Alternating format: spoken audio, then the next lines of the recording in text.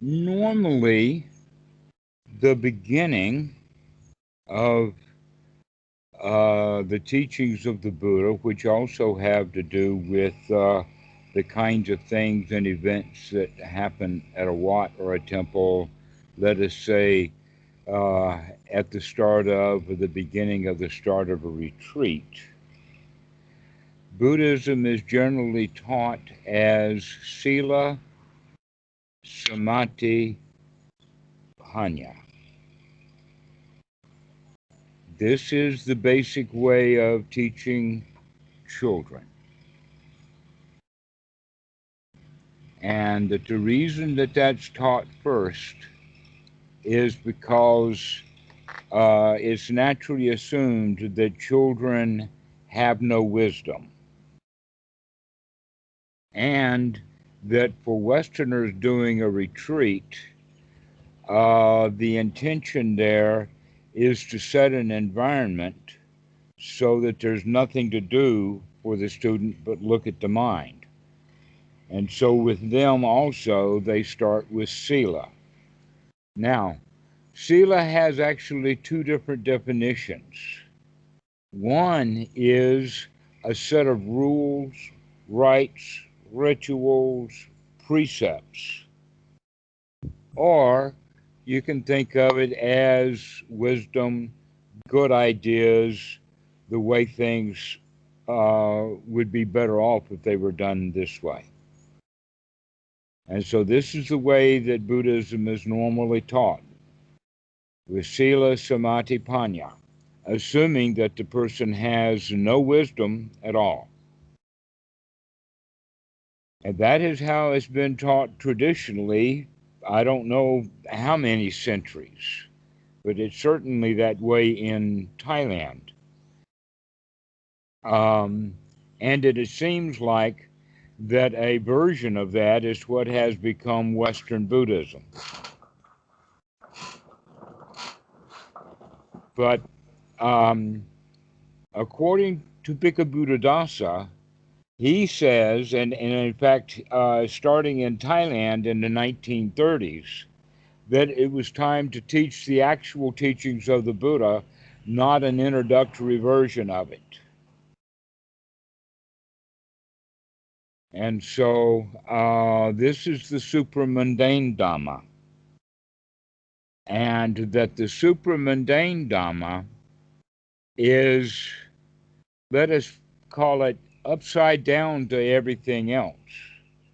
So, in the sense of with our culture, without any culture at all, there would be chaos and bedlam.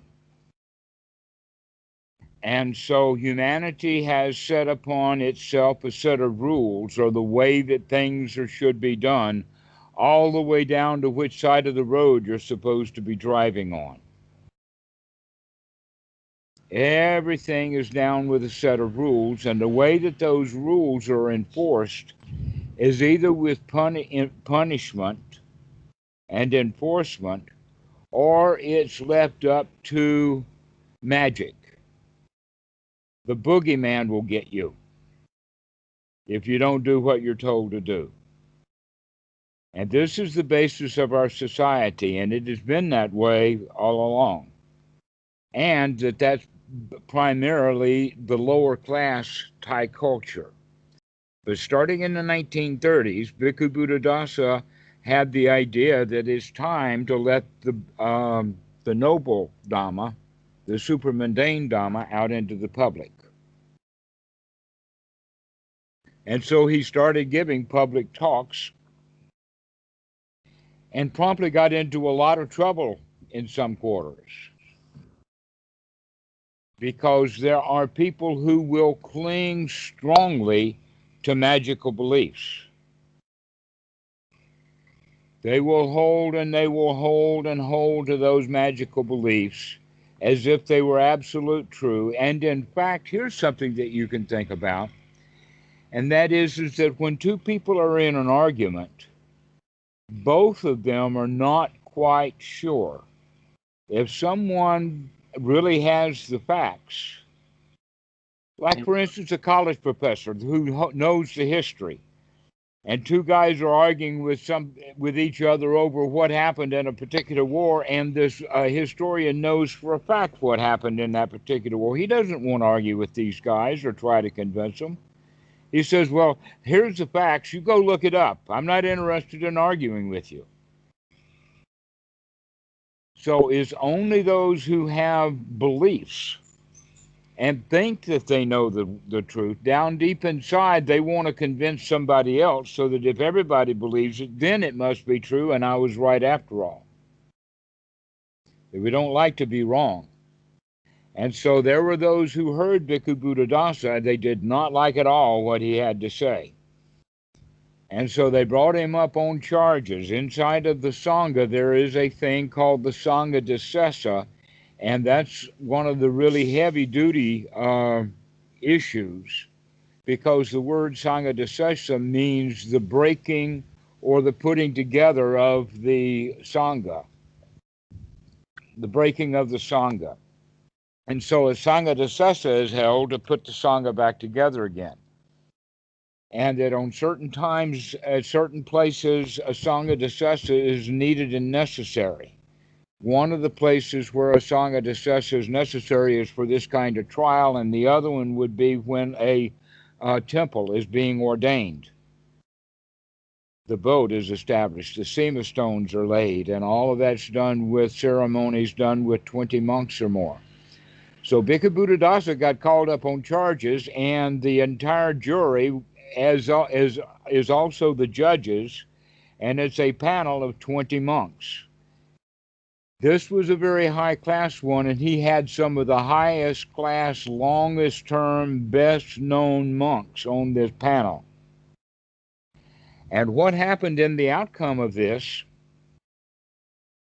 was not the outcome, but a process, was a literature search in the Pali and in the Thai language to come up to see whether what Bhikkhu Buddhadasa said was actually the teaching of the Buddha, which half the panel agreed, and the other half of the panel didn't agree and thought that they knew the suttas. As it came out with that verification process, the actual way that some of the translations are done was modified. But that Bhikkhu Buddhadasa, several things happened with that. One was that he was completely exonerated. Well, not really completely. In fact, the verdict is that he was teaching correctly to the wrong people. Okay. Uh-huh. Talking about secret societies and all of that. Teaching the right Dhamma to the wrong people. But he also made an extraordinary friend in this, and that extraordinary friend was Bhikkhu Buddhaghosa. Now, Bhikkhu Buddhaghosa was at that time the Samdet Sangharaj, the head monk of Thailand. You can call him kind of like the prime minister, not the king, even though he's known as Sangharaj, the king of the Sangha. But it is more of a title bestowed, and that his teacher had a very famous story also, in the sense that he was a king. He was born from one of Mongut's children. He was born in 1860, and his elder brother Chulalongkorn then became the king about 8 years later. And then eventually this Weijia that I'm talking about became very active in the Sangha. He was a monk for many, many years and did many reforms, very good things. And he had also royal backing, which means that now the royal family has deep ties into the Sangha. That's actually the king that just died 3 years ago. Also was well respected because he had been a monk. And to now, the present king, I don't know what his history is, but he's not very well respected as well as his father was. closer to the Sangha. He was more military. So, Buddha Gosajern's teacher was probably, because of the power within the Sangha of having royal family connections, we can also see that, wait a minute, this is partly why the aristocracy of Thailand is such a big fan of Bhikkhu Buddhadasa, the higher class people. And that in one of the series of talks that Bhikkhu Buddhadasa gave was to the judiciary, like the Justice Department in the U.S., okay? And that this was a major hall. He gave a series of 12 talks, and all of the judges, all of the professors in the law school, and all the student lawyers were in this talk with Bhikkhu Buddhadasa. Big, big hall. It's in Thai. It's recorded. There's a book on it, and it's actually still in process of being translated into English. Okay, so this was the kind of experience that Bhikkhu Buddhadasa had. He had connections with the royal family. In fact, the king of Thailand had been to Wat Suan Mok to personally ordain a well that was dug so that Wat Suan Mok didn't have to rely upon large catchments of rainwater, which is how it was when I got there, until we got a pump. And so this connection with Bhikkhu Buddhadasa Jern and Raja Wiyut, this is the kind of background that Bhikkhu Buddhadasa had with the connections. Now, when I had first gotten to Wat Suan Mok, my idea is that Bhikkhu Buddhadasa was all out there, hung out to dry all by himself. I did not realize that he had such enormous backing. And that one of the things that we could see with that was every weekend, 2 or 3 buses would come loaded down with university students from Thammasat University, which was what they've got they still have it going, a Bhikkhu Buddhadasa club. And it's closely associated with the law school there. So it's the aristocracy that to where the average farmer, the Joe Blow, they don't know so much about Bhikkhu Buddhadasa, but he still has millions of followers. And part of the outcome of that, with my connection with him, and now as well as in Achan Po has asked me to teach the noble Dhamma, to not teach ordinary Dhamma. We don't start at the beginning the way that we start with kids. We start at let us say, a plateau way up on the side of a mountain. This is where we start. This is the starting point. And that starting point then is the teachings of the Buddha. In one of the suttas, the Buddha says specifically, both formally and now, I teach only one thing. He only teaches one thing. Well, that's good news. If there's only one thing to learn, then we got it going. Only one thing. And what is that? Dukkha, dukkha nirodha. Now, Western Buddhism has a different version of that. The Western version is dukkha, dukkha, look at the dukkha, meditate on dukkha, go really deep into the dukkha, watch what's going on and understand dukkha to its fullest, and someday you will be happy.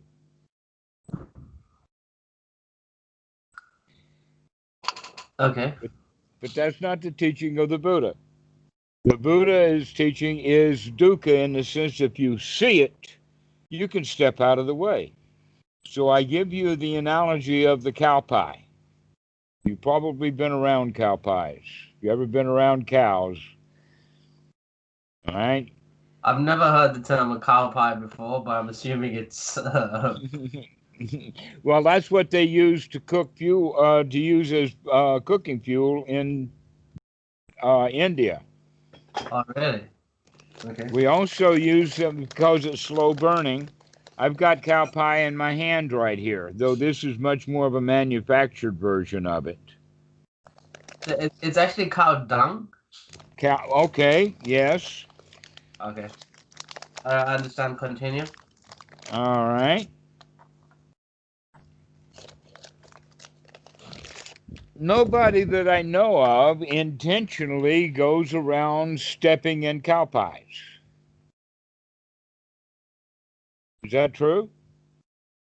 That is true, yes.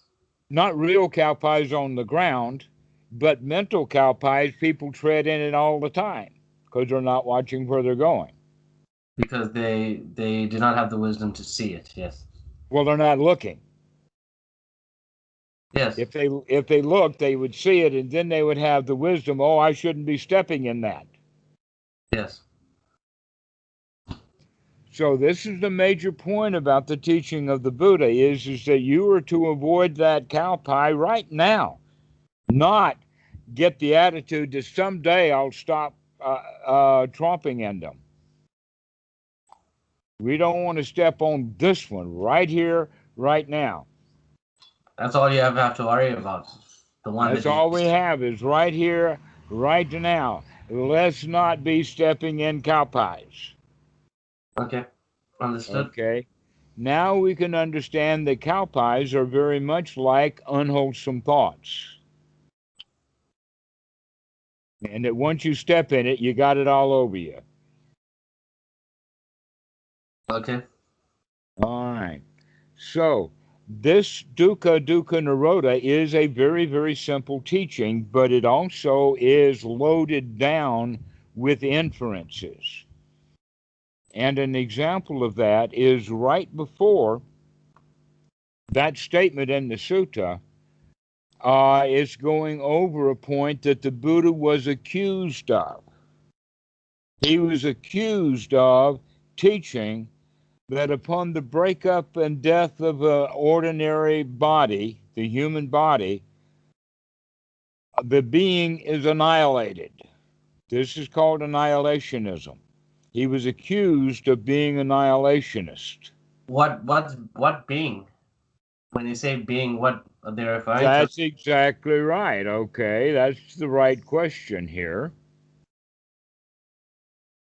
Because, in fact, if at the breakup of the body the being is not annihilated, then we can call this one of two things. One, that is eternalism, or two, it's semi-eternalism, which means that either this being does not die upon the death and breakup of the body, but it continues on and on and on after that for ever so long, and then plus a little bit more. Then you multiply that by 1,000,000, and that's eternal. Or there's like the idea that someday something will happen way off in the distant future, and then things will come to an end. Okay? And then there's another belief, and that other belief would be nihilism, in the sense of there is nothing. And that the Buddha calls this kind of thinking complete wrong view. That this is the kind of view that a drive-by shooter would have, and you can also see that this is the very, very deepest roots of our civilization. It was a dog-eat-dog world, except that it was humans eating humans. And then we went from human sacrifice to animal sacrifice, and we're kind of changing over time as we begin to build up more rules. But chaos would be there if people said there is nothing, and I can go and do as my heart desires, anything that I want to do. If I don't like you, I just kill you. Every warlord has a very short life because his lieutenants will kill him. Mm. Any chance. The only right is might. Mm. No higher thing. This is nihilism because there's no retribution. And so something came into play, and that was the idea of eternalism, is that you will eventually get caught and will have to pay for your bad deeds. And so this became a common belief, and in fact our society has been built upon it. Our society is built upon magical belief that if you do what you're told to do, you'll get some future reward. Good action gives good results. And if you go around breaking the rules I set for you, I and somebody else is going to beat the tar out of you. Okay? That is, you do bad actions and you're going to get bad results. And this is the law of karma. And when you extend that law of karma so that things are always going to be so that if you did a really rotten thing, you'll eventually get punished for it, even if the karma machine has to dig you up just to kick your ass.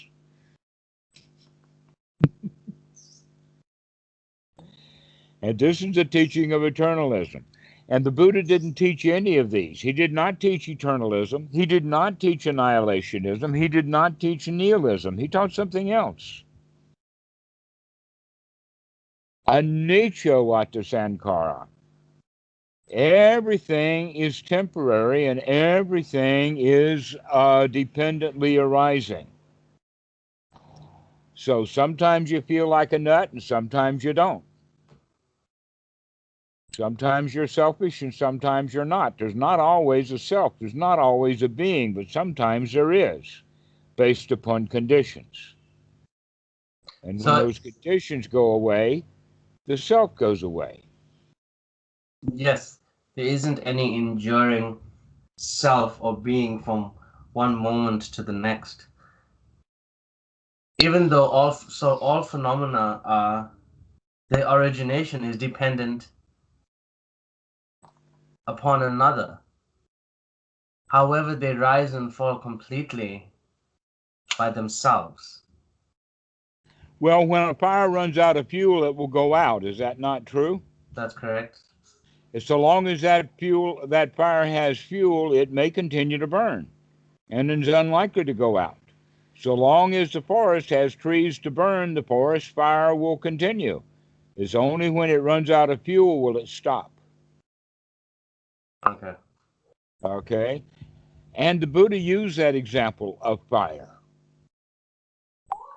in the sense of consciousness, in the sense of that when we use the word consciousness, we generally are referring to that which experiences this and that and the other thing, which is often referred to as a self. For instance, Christianity believes that it's the consciousness that is the soul that experiences heaven. Because why would a soul go to heaven and not even know it was there? Or why would a soul go to hell unless it knew it was there without some consciousness of being in heaven or in hell? So the issue here is that the word consciousness is used in many different ways in many different circles. Sure is. So before we continue, we need to define what we mean by consciousness first. All right. Well, I will give you two different definitions because there are generally two different definitions of consciousness. I only want your the definition we're going to use here. No, we need to understand both definitions. Okay. Okay. There is the first kind of consciousness we will call sense consciousness. When the eye sees an object, there is sight. When a sound hears music, or when the air has vibrations that touch the ear, that sound vibration becomes hearing. When the chilies and the salt and all of the spices are in the food, and it doesn't mean anything until you put the food in your mouth, and then you have the sensation of taste. All right, this is consciousness, taste consciousness, touch consciousness, bodily awareness consciousness. It is called proprioceptic sensation. Okay? And there is also consciousness of our thoughts. So there is thinking consciousness also. There's the 6 kinds. So that's one kind of consciousness. The other kind of consciousness is the result of human conflagrations of the mind. Okay? Proliferations of the mind. Let me give you an example of that in plain English. I see a tree Takes very little processing. Mostly we're talking about I see the tree, seeing. And then I can say, I see what you mean. Now, that's a different kind of consciousness. That is the result of processing. And you Okay. haven't reached that result yet. You're still processing right now at this very instant, trying to figure it out. And it will take a while because actually talking about consciousness is a side issue, but it's worthwhile talking about in the sense that consciousness, both kinds, are temporary. Yes. So, When you close your eyes, you do not have sight consciousness. When you go to sleep, you lose all sense consciousness. When you're confused, you have no internal consciousness that in the Pali is called Salayatana. And Salayatana is actually just the internal representation of the Atana or the senses. But we have to go through a processing time first. And that processing that we do is called perception. And in the Pali, it's named Nama Rupa. it's so amazing that you're saying all this, because this is what so today I sat with this, right? I sat with the aggregates, and I was discussing with my friend, and we came to this here. So a sense object meets a physical object, both which are rupa. An impression is created. Perception Who are you looking happens. at? Is your friend there with you? Oh no, this is what I. So basically, I've taken the aggregates, and I've been looking at the aggregates, and I've been writing down what seems to me how the five aggregates weave together to form experience.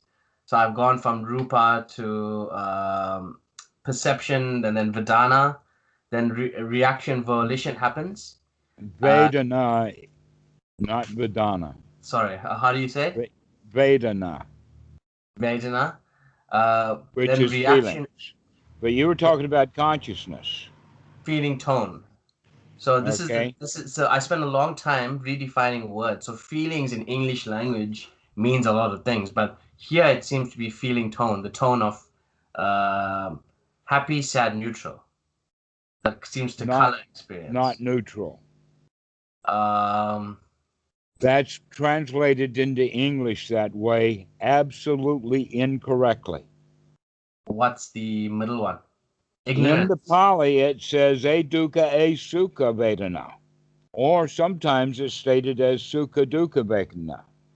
Now, what we're actually meaning is that it's either both or it's confused. We don't know which. Do we like it or we don't like it? And we become confused. Ah, yes. Okay. It's not neutral. Neutral feelings don't impact us. Neutral feelings don't mean anything. Yes. Neutral feelings would just be a feeling that is so weak that it doesn't even register. Yes, that's true. Actually, this answers the question as to why that neutral feeling isn't equal to equanimity, because that's what I hadn't It understood. is not. In It's fact, not. it It's is not at all. dukkha itself. It is confusion. Yes, It yes, is doubt. It gives rise to the primary emotion of fear. yes, If I like it, I want it, and that leads to greed. I don't like it and won't get rid of it, that leads to ill will.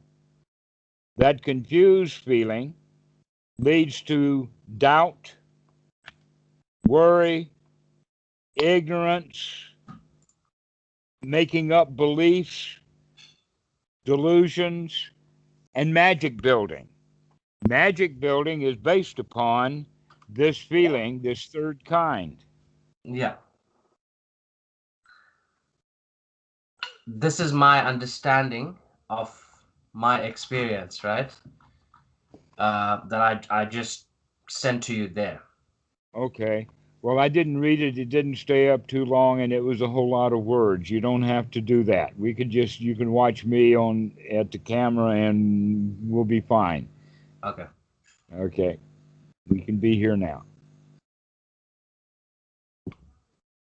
So, these kind of consciousness, one is preliminary in the sense that we take in sense. Number two is that we process it internally, and then we come up with a result that we could call, I realized that. It's a realization, except that nothing is realized, not really. If I realize that that's a tree, it's not that I now have a tree growing out of my head. I've mentalized it. I've taken it in and created something on the inside that I think is real. But yet the amount of information that could be obtained hasn't been obtained. An example of that is a guy walks into the supermarket and sees a pretty checkout girl, and he walks out of the store thinking about her, and all he's got is that little bit of a snapshot of an image that he's got in his mind, and that's what he falls in love with. And he does not understand that she was raised by an alcoholic father, that she's had 3 alcoholic boyfriends, and her mother killed one of them, and she's got 2 kids that are absolutely going to tear his heart out if he comes close to their mom. He doesn't have any of that. He doesn't know the reality of the situation at all. Yeah. All he has is this mental idea that was quickly formed because why? He liked it. He liked what he saw. And so that was what he saw, was he liked it, and so he added to it his own internal story. That Yeah. is the second kind of consciousness. So the first kind of consciousness is the ones that you spoke about that come from the six sense doors. Mm-hmm. So sense consciousness, so the 5 senses and thought. I know Buddhism regards thoughts as a sense, almost. Well, as if you're thinking that people are having thoughts and they never know it. Or do they sense that they have thoughts? Okay. Descartes said, I Appreciate. think, therefore I am. How would he know that he'd think if he didn't sense that he could think? Okay, I point taken. Okay, thoughts is a sense. Okay. All right. So the first type of consciousness is sense consciousness. The second type of consciousness, I don't quite understand. I understand that this mental model that people create on it around a given object. Could you re-explain the second consciousness again, please? Yes, it is processed data. We take the original thing in, but if you took everything in as absolutely brand new, then you wouldn't have a clue about it being a tree. No, we process it, and how we process it is we take stuff out of our past. We've got an immense database of our own past, and that database is all the stuff that we've collected together over the years. Okay. This is in the Pali, it's called Sankhara. That's what I was going to ask you, because this here Sankhara sounds like the cutting up and the labeling and the conceptualizing and the identification of the Stop mind. cutting it up and think of it as a sewer that you don't want anything to do with. But this is what the mind does, is it not? It has to take It experience. does pull stuff out of its sewer and tries to make sense out of it. That's why we keep eating trash. Is that we don't live in the present moment, we live in the past. Why? Is because when we're processing our data, we don't process it with current information, we process it with old past information.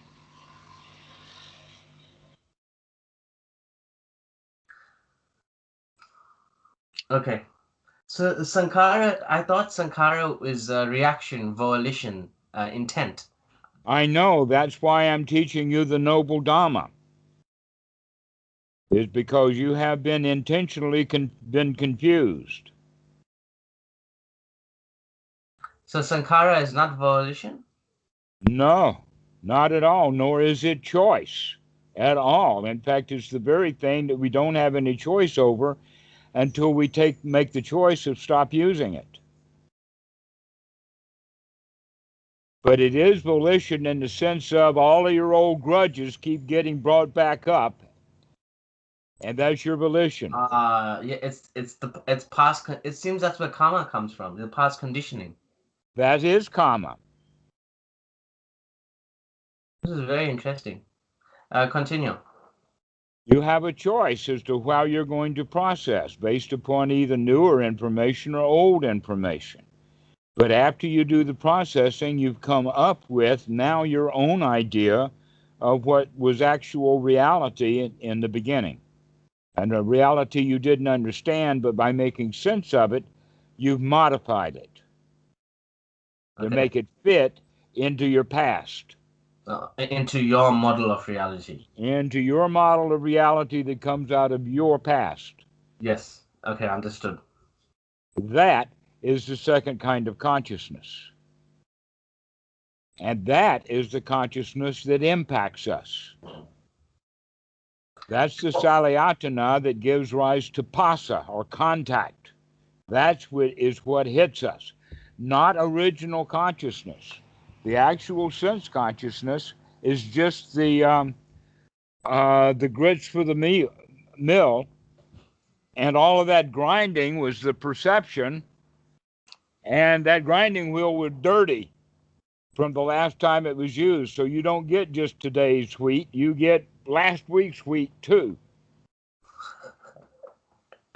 This is a beautiful analogy that you're using here. Then where does Vijnana come from then? The actual consciousness aggregate. If there's only those two types you mentioned. That is Vinaya, which is sense consciousness. That's an aggregate of the mind. So the five aggregates are the same thing as the four foundations of mindfulness, the Satipatthana, which is the key ingredient in how Anapanasati practice is wrapped around. And so you take this four foundations of mindfulness and you realize that one of them is just the mind's objects. Let's look at the process or the factors that go into manufacturing things. And that's when we look at it in the sense of taking that mind component, the chitta, and dividing it into three groups. So now that you have body and feeling, which are the same as in the Satipatthana, but you have the mind in three aggregates. The mind in three aggregates is consciousness, perception, and Sankhara. Volition. No, it's not volition. Not volition. No, think of it as your garbage dump. Think of it as the dust in the bottom of your empty bag. My conditioning. My conditioning. Right. My conditioning that leads to a sense of volition, The but not food that volition you're eating itself. off the floor is not the same as the food that went on the floor. Right? That's the Sankhara. That's the things that get stuck to it from the past. All right? So you could think of that as your entire memory bank, which is enormous. Yeah. Yes. Okay, so with the body itself, the body has three components.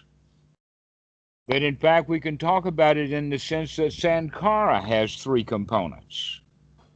You have bodily Sankhara, the body that you have, including your eyeballs, your testicles, your toenails, everything, the ears, the whole show is something coming out of the past, your body. And then you have another kind of consciousness, or excuse me, another kind of Sankhara, which is called verbal Sankhara. This is our concepts, this is the language we speak. This is the way that we speak the language, including the accents that we have, and this is also where all of the rites, rules, and rituals are stored as concepts. Okay? And then we have the third kind of Sankhara, which is the chitta Sankhara. Now, we're not talking about the frontal cortex, the mind, or the manu. We're talking about the chitta, which is more of the hard emotional system that we have. That the Manu would be more with concepts and putting things together and whatnot would be verbal. When we're talking about chitta Sankhara, we're talking about the stored emotional ways that we feel. Yes, I understand that. Okay, we feel the way that we used to feel. Yes, yes, definitely. We We have feel the way we get habitual used to feeling. We react to things the way that we usually react to things. habitual emotional tendencies, basically. Exactly. That's Sankhara. That's the heavy duty stuff. Yes. Okay. Okay, so these are the three kinds of Sankhara. So all of that Sankhara is based upon ignorance in the sense of when we're babies, when we are born, we are ignorant. We do not really know what's going on, but we certainly go around collecting up a bunch of garbage, little trinkets that we like. When Mama slaps me on the face because I was writing on the wall, I remember that. That we tend to remember the heavy stuff and we tend to forget all of the joys that we had. Why? Because if we're joyful all the time, there's nothing to remember. There's not worth it. Let's just have another good time and another one, and why worry about the past? But oh, if you get slapped around, that's dangerous. We don't like that. So It we want to seems kind of stay away from it. So we tend to remember all of the bad things that happened, and we tend to remember the feelings that we had. That's why the Sankhara, the Chitta Sankhara, is almost always associated with bad feelings. yes. It seems to be an evolutionary benefit. Absolutely, it's a revolutionary benefit. That's the part of the way that we got here. Yeah, because you see, if you see a stick on the ground and you assume it's a snake, you are better off than seeing a stick on the ground that is a snake and assuming it's a stick. Right, exactly. And remembering all the times that you've been bitten by a snake so you can Or avoid been it, warned about snakes. or been warned by snakes so you can avoid it in the future.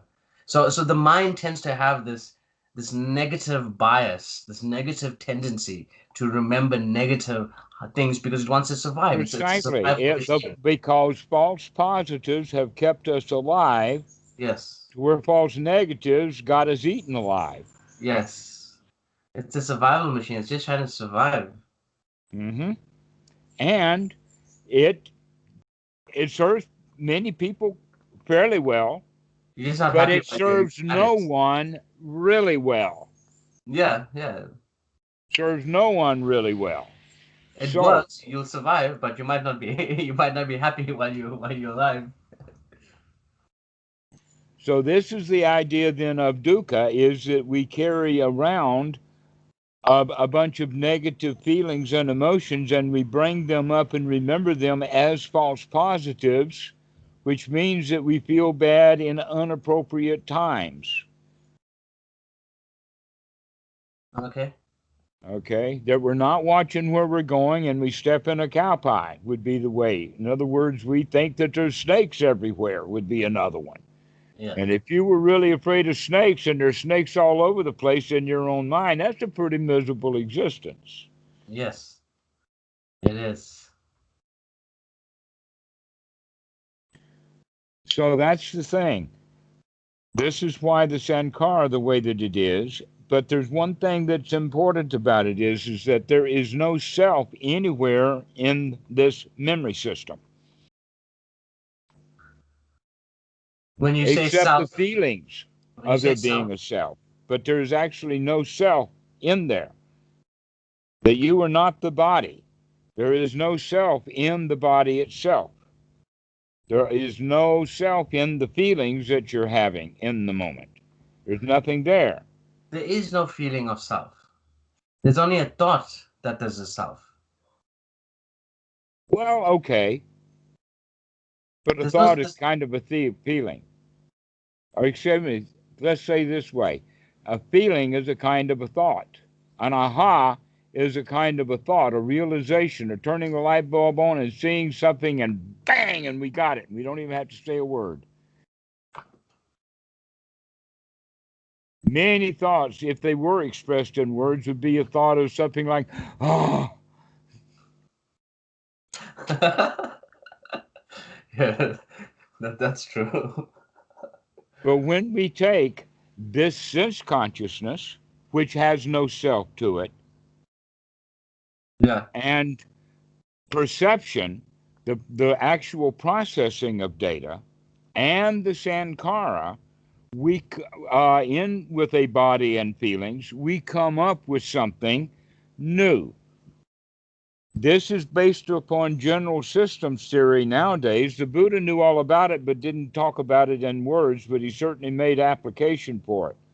And that is that the rule of general system theory is that the whole is greater than the sum of the parts. So part A plus part B plus part C plus part D plus part E does not equal just those sum parts. It equals something new, something else. Are you An saying something example of emergent? that, an example of that would be an automobile.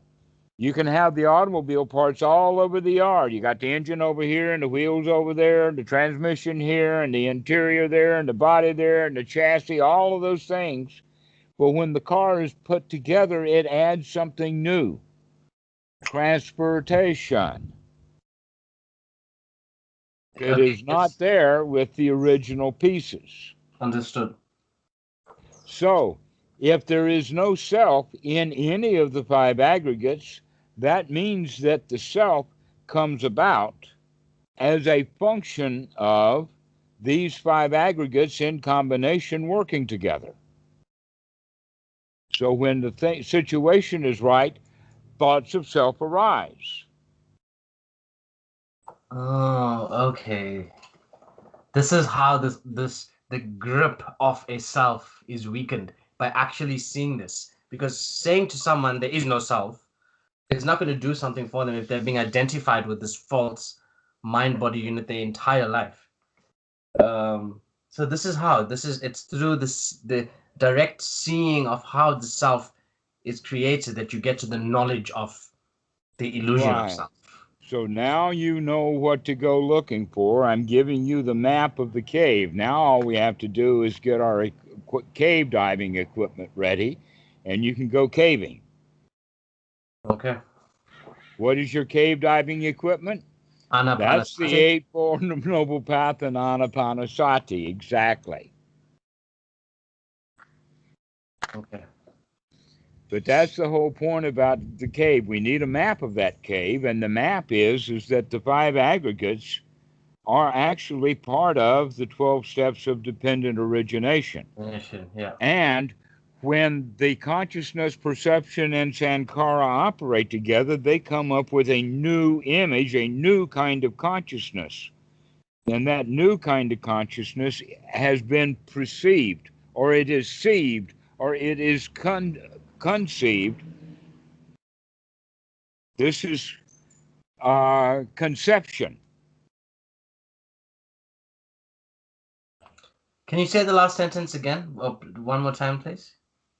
This is conception. Okay, when the body and the feeling, well, the body and the feelings are there, the capabilities of feelings are there, and there's some of which is stored as the Sankhara. In other words, the Sankhara is where we get how to feel about what we see. So when we see it and we process it with the Sankhara, we come up with a new kind of consciousness.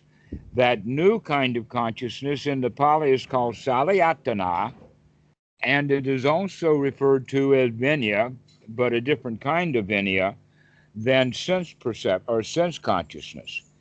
And that we in English would call this conceiving. Or you can say, I get it. We say, gotcha. Okay? What did we get? That which was thrown, but we caught it, and we caught it with our catching mechanism. And part of the mechanism of catching is that we remember how to catch. So that's what we're talking about. So consciousness is seeing the ball coming, and then catching the ball is the second kind of consciousness. Okay. That catching the ball or getting it has past built into it. For instance, if the past says, I hate red balls, and this ball is being thrown as a red ball, even though I hate it, I'll try to catch it and I'll probably miss it. So that's where the Sankhara comes in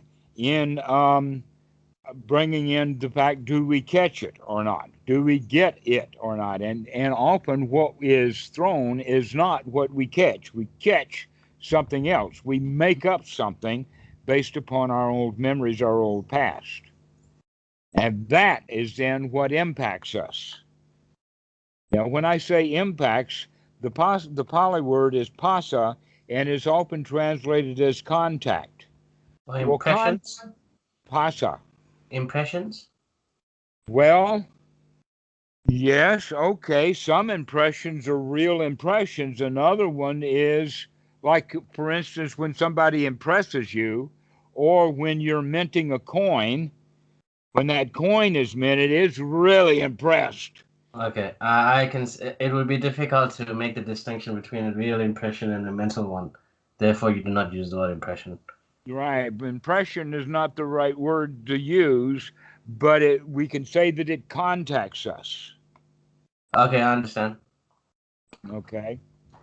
And that this contact is weighted based upon the Sankhara, so that many times and oftentimes it's not just a touch contact, it's a shove. It's the driving force that gets us out of our chair to go do something. Okay? So that takes a lot of force to get an old guy who likes his chair out of his chair.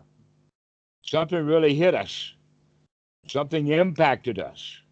In this case, it was like an automobile impact, as opposed to a light touch. So Pasa is often a very heavy touch, not a light touch. But if it is a light touch, then it will probably give a light feeling. Okay. And if it has a heavy touch, then it will give a heavy feeling. So the intensity of the feeling has to do with how it contacts us. And generally, people are not awake, they're not here now, they are contacted, and they then feel the way that they would feel, let us say, instinctually, and then they start behaving instinctually in the sense of the old way of doing it. And so normally when we like something, or when we see something that is pleasant to the eye, or that we like it, that's when we begin to have the intention or the wanting. I want it. I like it. I want it. And also the next step, which is the very dangerous one, is I like it. I want it. It must be good. And here is where judgments of good and bad come in. Similarly, if we don't like something, like an itch, and we say, I don't like it, that means I've got to scratch it. I've got to do something about it. I don't like it. That means I have to want to remove it. Right? And that's an ignorant wanting. And if I don't like it and want to get rid of it, then hence I make the final mistaken conclusion that it's bad.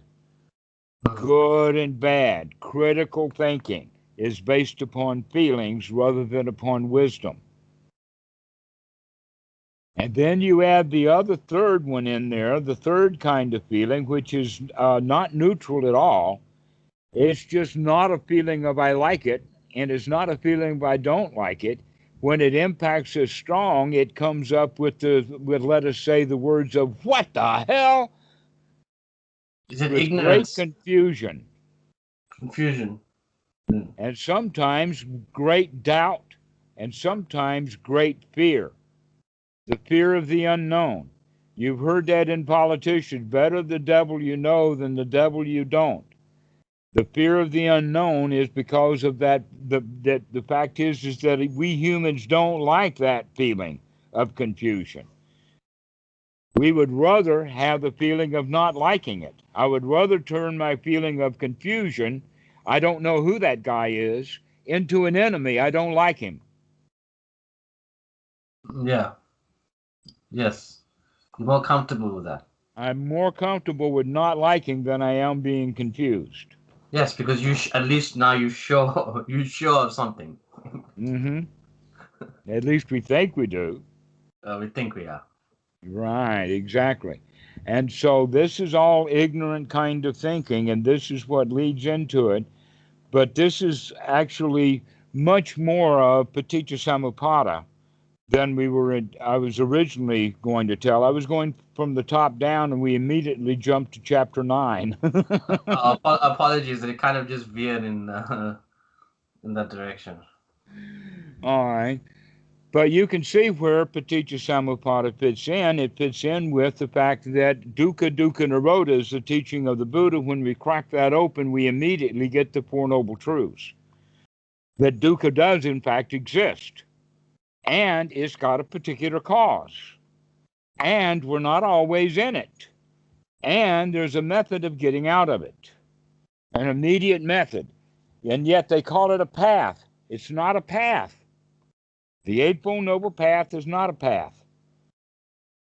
Why is it not a path? Because a path has a beginning point like here, and it's got a destination and a journey to take. And oftentimes you cannot even see the end of the path. And so you're out there walking on it. Guess what? The feeling of doubt and confusion and this third feeling is the result for that, calling it a path. A much better thing to say is the Eightfold Noble Method of coming out of dukkha right now.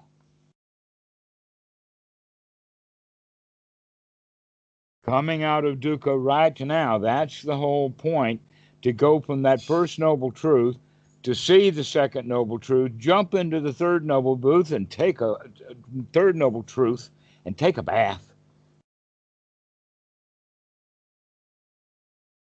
To be happy immediately, to get into that third noble truth right now.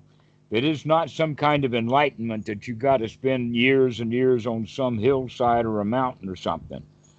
That's the Western idea. I guess that's because they have a bunch of failures as heroes. And they assume that since their hero has failed up to this point, then it must be a very heavy duty journey. If even my hero hasn't gotten there yet. It's the entire idea of this long bearded man sitting at the top of the mountain for 40 years meditating that lead people to think that. That's right. This has all been very interesting. I've got to leave soon, but thank you so much for this talk. Well, we just got started, so we'll go back and start again when you're here, and we can go off onto all kinds of things, whatever you like. I'll let you drive. I think we're better served when you drive the conversation. You have more experience, and I tend to get lost in very attractive concepts and words. You seem to have more clarity in pointing me towards what's actually important. So I will thank Bhikkhu Buddhadasa for that. And he and I together will thank the Buddha for that. Yes. Okay, thank you so much. I will message you soon, and we'll have another discussion. But thank you so much for taking the time to speak to me. Let's do it again. Let's start at the beginning again. Sure. Take care.